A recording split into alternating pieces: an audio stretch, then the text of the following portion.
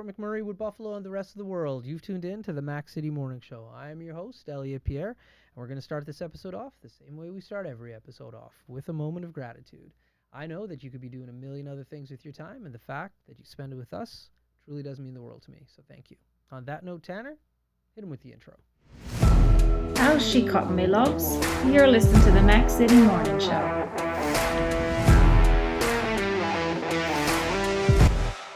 Everybody, Keith Simpson here from Norel Toyota. Just a quick chat about the wonderful community we live in here. As you guys know, we support the Oil Barons. We've joined the drive-in movie theater. We're involved in the marathon here in Fort McMurray, and make sure we're taking care of the kids and all the local businesses, all the local charities, and all the local foundations, guys. That's what makes this community such an amazing place to live. And we are back. Big shout out to Norel Toyota. Thank you very much for your ongoing support. We really do appreciate it. As you guys know, at home, I don't introduce my guests because they can do a better job of that than myself. So can you please tell everybody at home who you are and what you're about? Yeah, hey, I'm Michelle Hand. I'm the Communications and Community Development Coordinator at the Wood Buffalo Food Bank. It's a very long title. But basically what my job looks like is I am everything events and sort of community involvement with anything to do with the food bank. Nice. So a woman of many hats. There you go. Yeah. So you are new to the food bank, I relatively. am. How long have you been with them so far? I started in November, 3 weeks before one of our biggest events of the year. What's that? Our Synchroned Food Drive. Okay. So that's always at the end of November. Okay. And so I had about 3 weeks to plan it and get it done. And Oh, Jesus. yeah. You had to plan and organize and get that all Well, going. there was definitely some things that were set up prior. Yeah. But yeah, all the final touches and that sort of thing. Wow. And how did it go?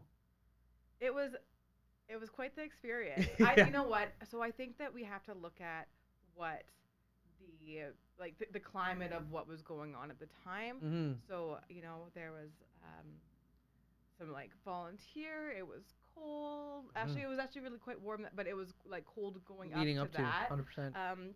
And then with inflation that's currently happening, right? Mhm. So we far surpassed our monetary goals. Yeah. But over the last little while, we just haven't had the same sort of food weight That's right. donation as. But our upcoming spring drive is the end of April, Okay. and we're expecting some Yeah. another really good event. Yeah. The food prices are crazy now. I don't go grocery shopping at all. I'm lucky in that way, so I don't really pay attention. But I the one thing that I keep seeing is the price of eggs is doubled Yeah. what they used to be, and you're just like, It's a eggs? meme now. It's that's why it's hit my radar. Yeah. So when I saw how much eggs were, I had to ask the question to my wife. I'm like, is that expensive? Because I just honestly didn't know. And she's like, yeah, it's double. I'm like, wow, that's one product that you wouldn't think would really show that kind of price increase. Yeah. Yeah. So we can really see it with the food bank because we're Mhm. able to see, years back of what the cost would be and then what the increase is. Right. We have food right now that's 100% increase. Yeah, Yeah. Yeah. So that's nuts. it's definitely a tough time for people, especially on a fixed income or someone that was, just on that line of Yeah, making ends meet. When you That's right. add that food, it really makes a big difference. No for a lot doubt. of people. So. Well, listen, I'm horrible with numbers, so I always say this when I talk to my guests. You don't need to give me an exact number, but how many people roughly do you think the food bank kind of sees? So we do approximately 600 hampers a month, Wow. and depending on family, right? So Yes. it's kind of hard to sort of get those exact numbers for That's you. right. That's right. But But still, that's- 600 plus and growing Yeah. every month. Yeah. So I bumped into you with my mom when we were at Yeah. the expo for the Multicultural Association this past weekend, and you were telling her a little bit about the process of getting a hamper, which she was kind of dumbfounded by because she'd never utilized the service before. So, and she's been here literally since she was in her 20s. So can you go and tell me and the people at home a little bit about what the process is when people come for that hamper? Because she just thought you came in, picked up some bread, and then left. Yeah. And that was obviously not the case whatsoever. No. So the process of actually getting a hamper is you call our client intake, you make an appointment. When you come in for your appointment, they can go over a little bit of everything, whether that be, your finances, your living situation, that sort of thing, and help you out and assist with that. And then, of course, getting your food on the table. So it's a cool process. And definitely, it's not just that we're there to provide the food. We're there to help you out with the other services and point you in the right direction. That's right. Of what you might need. Yeah, because you were telling us about the government bursary. I'm probably not a bursary, I don't know, but like that, like if you're a senior citizen, there's money that you can apply for, as well as if you have children in your household, like the Alberta government currently is giving you. How much? So it's $600 for anyone that is a senior, or if you have children in your family. So it's one of those like Service Canada things you can go and apply for. Yeah. And like you and I both have children, we were talking about it. Yeah. And didn't know about it. It's just those things that you might not know about it, right? Yeah. And to be fair, I mean, hey, I heard about it on like the radio. Right. So right. being able to sort of continue that conversation with people that might not have access or might not know or might not. Yeah. That is really what our client intake is. Really good at. Which is really cool that like you go through and help people with like, hey, did you know these options exist? Outside of them just coming and saying like, okay, well, let me grab some food. It's just like, hey, did you know these things exist that could benefit you financially in other situations, right? And the one thing that I'm really looking forward to is that we were talking a little bit before about the kitchen that's coming up. Yeah. So not only are we actually going to be able to assist people with that little piece of it, but we're actually going to have programs that, are teaching people how to like make meals of the pamper that they're getting. Right. A little bit of like financial literacy, like all those sort of things that we can help the people that are coming to us get in a situation where they can stop using us. I think that at the end of the day, that is the final goal. That's right. Is that we set people up for just a better situation moving forward. Yeah. So now, once again, I'm not going to hold you to what you threw out here, but I did see the kitchen, and it was under construction, and I've heard that even since I've seen it last week, you've got countertops now. So, like, things are definitely progressing. Yeah. Roughly when do you think that kitchen is going to be open and ready to go? We do have a bit of a timeline, but of course, with like any construction, that's right. We, something could always happen, and there could be pushbacks. So yeah. It could also come a little bit earlier. So okay. I don't want to say an exact time. Yeah, but it's coming. But yeah, and we will have a pretty exciting grand opening. That's awesome. So now with the kitchen itself, because I had been in the other one, I've learned to cook in the other one, and I did some filming in the other one. It was tight.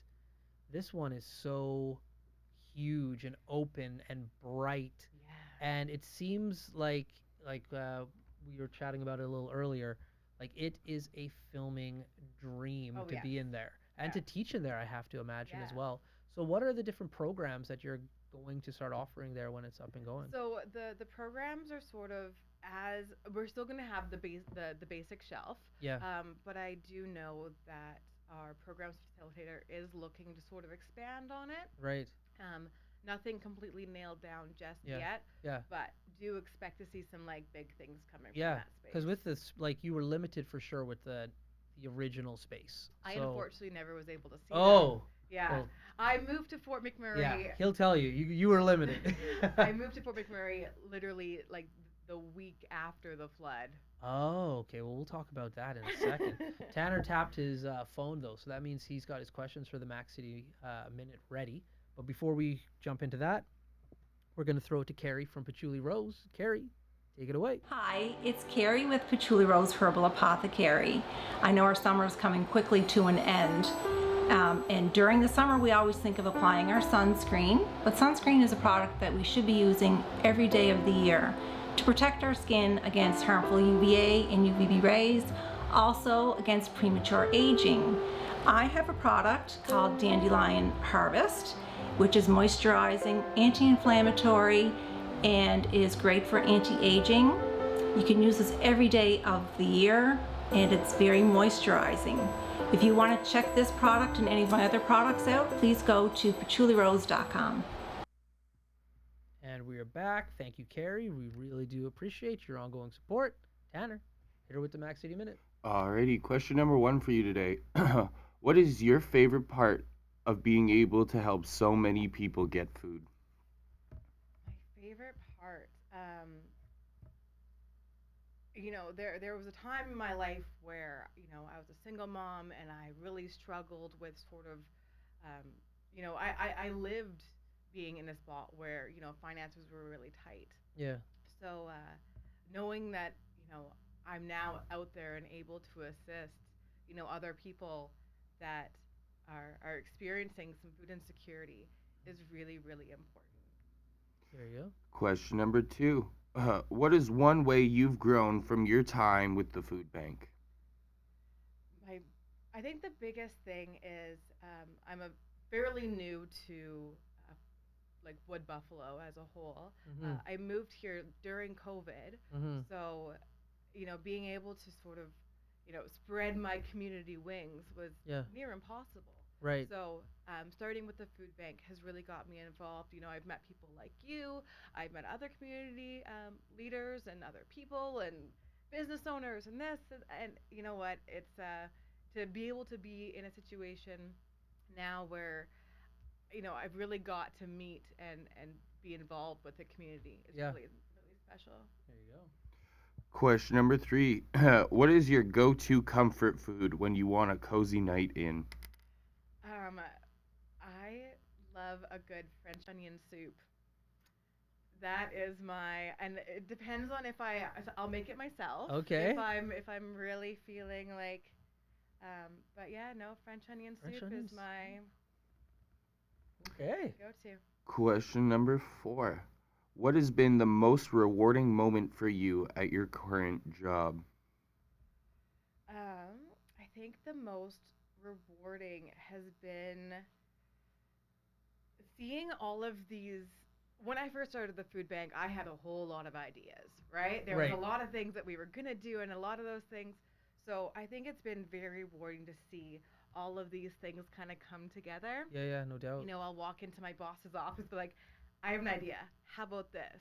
And he's great. He's like, that's a great idea. Let's like build on that. Yeah.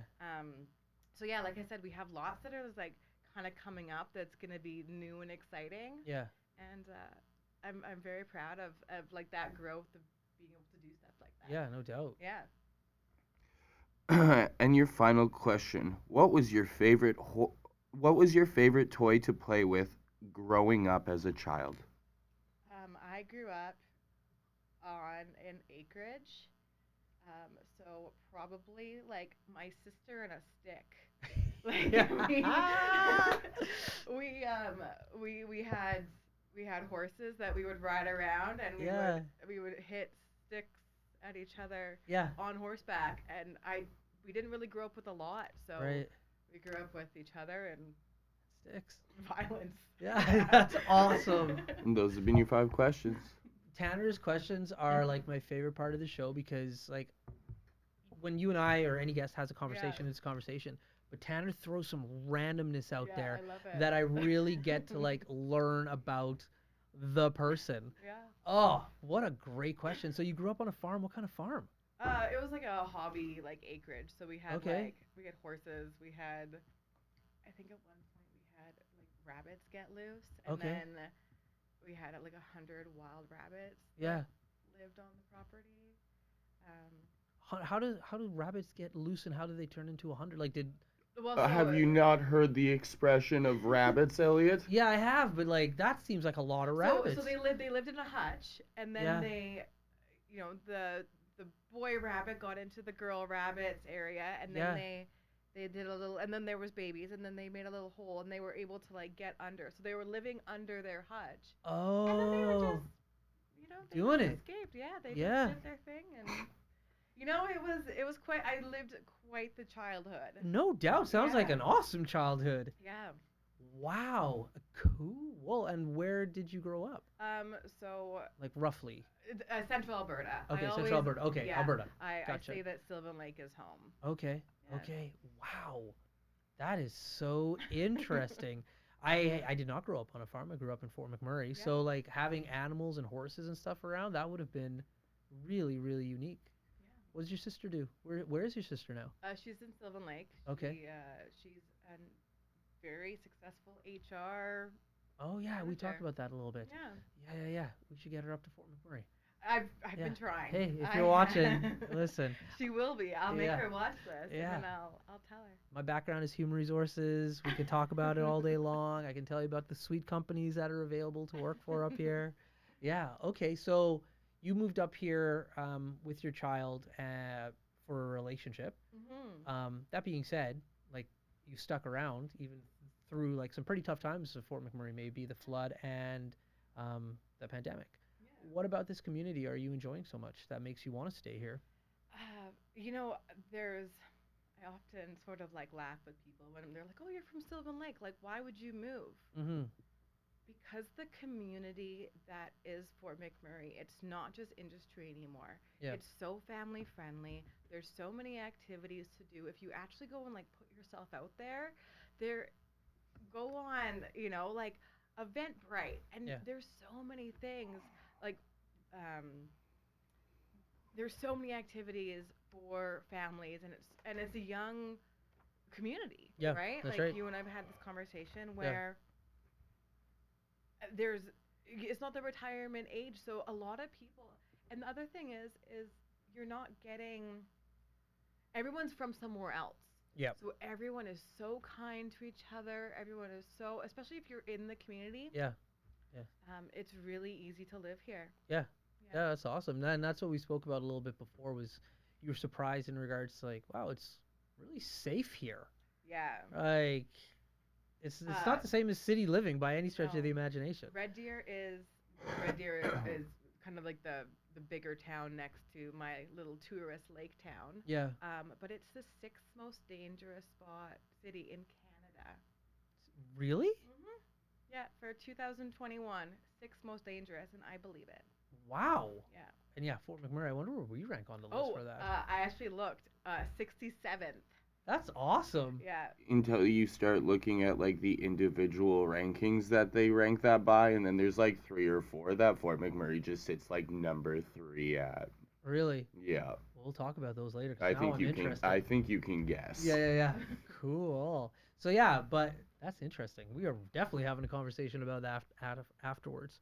So yeah, you feel that it's the community is really the strong Yeah. point of 100%. Fort Mac. That's cool. And how's your little person liking it here? I try not to give too much information. I don't know how much, but how's your little person He's liking good. Fort Mac? No, he's good. He enjoys it. It's, Yeah. Um, he spent the majority of his life living in a tourist lake town. Yeah. So, but I think the cool thing about being up here is it's been so easy for him to make friends, right? Okay. And there's lots of people that are sort of, he wasn't the new kid for very long. Right. I think he was only Oh yeah. he was only the new kid for maybe like a month or two, and then he had Really? a new person that came into his class. Oh So it was I think it was really good for him that he was able to get really established Yeah. right away. Yeah. And then there's so many different programs. I mean, Yeah. there's so many different programs for kids. Yeah. Sports and whatever you sort of need. Yeah, it's hard to like. There's no way you could attend all of it. No. There's no way from sports to science camp to drama to like you name it. And they have that like robotics thing. Like Yeah. that's so cool. Yeah, my little guy's in robotics right now, and he's just loving it. Yeah. And I'm just like, between like Irish dance, soccer, basketball, piano, like now robotics, like he is constantly like doing stuff with his friends.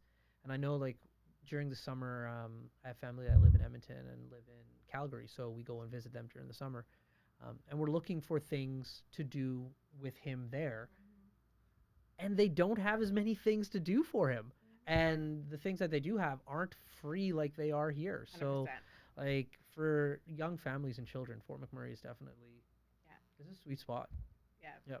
Well, listen, Tanner tapped his watch, unfortunately, so that means we're out of time. But before I cut you loose today, you get a shameless shout out or plug. So have fun. So my shameless shout out is I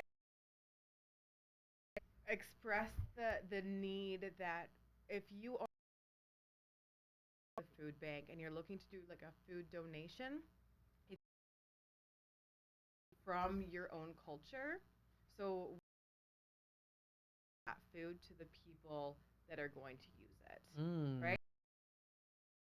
night food and you eat a certain specific thing, you should